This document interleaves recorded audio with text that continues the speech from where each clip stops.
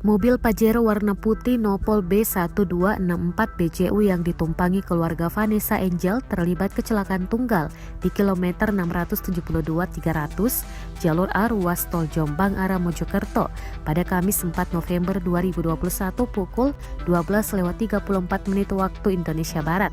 Milano Lubis, kuasa keluarga Vanessa Angel, mengungkap posisi duduk dua penumpang yang meninggal dunia dalam kecelakaan tersebut, yakni Vanessa Angel dan Febri Andriansyah, sang suami. Milano mengatakan Febri Andriansyah, suami Vanessa, mendampingi supir duduk di depan, sementara Vanessa tepat di belakang suaminya. Sementara di samping Vanessa ada anaknya berinisial GSA yang masih balita dan baby sister.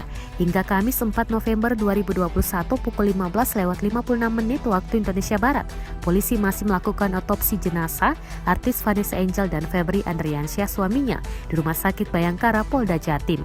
Rencananya usai dilakukan otopsi jenazah, hari ini juga jenazah keduanya akan langsung dibawa ke Jakarta untuk dimakamkan.